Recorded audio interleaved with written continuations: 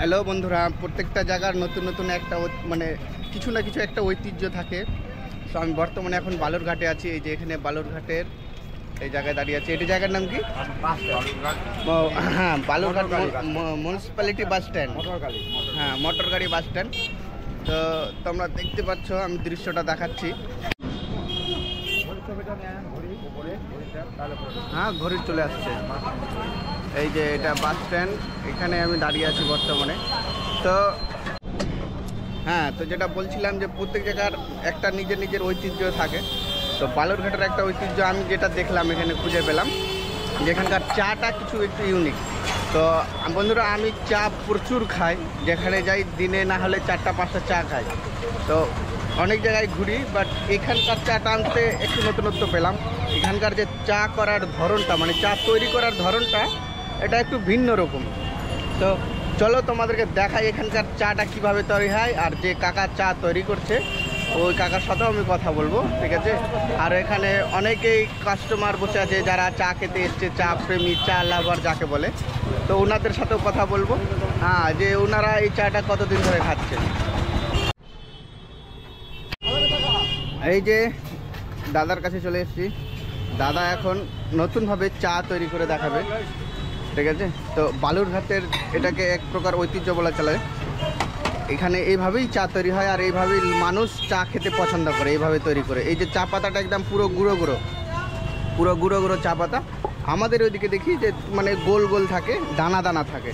এই যে গরম জল দিয়ে কাপটা প্রথমে ধুয়ে নেবে। গরম জল দিয়ে ধুয়ে নিল ভালো করে, খুব সুন্দর করে জল কাপ মানে ধুয়ে নিচ্ছে একে অপরকে দিয়ে, যাতে মানে হাইজিন মেনটেন করা যায়। পুরো সুন্দর করে ধুয়ে নিল। এবার দিবে চিনি, প্রত্যেকটা কাপে চিনি দিয়ে দিল, 2 কাপে চিনি দিয়ে দিল। এরপরে এরপরে দুধ দিবে। এই যে গরম দুধ রাখানো আছে। এই গরম দুধটা কি গরম? হ্যাঁ, দুধটা গরম। দুধটা দিয়ে দিল এক এক করে। দুধ শেষ এটাতে।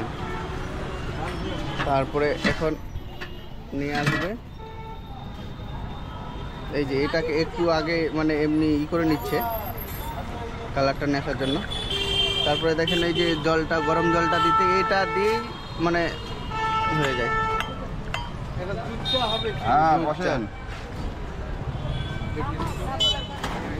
এই যে দুধ চার কালার চলে আসলো। বাট আমিও চাটা খেলাম, খুব সুন্দর টেস্ট ছিল। আমি এর আগে খেয়েছি, আবার এখন ওটা র চা হয়ে গেল।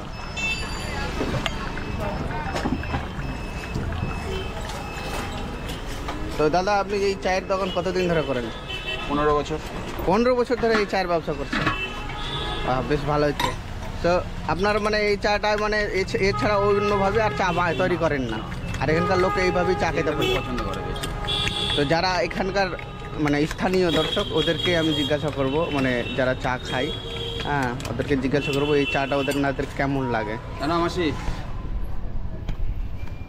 কাকা বলেন, আপনারা এই চাটা কতদিন ধরে খান এখানে?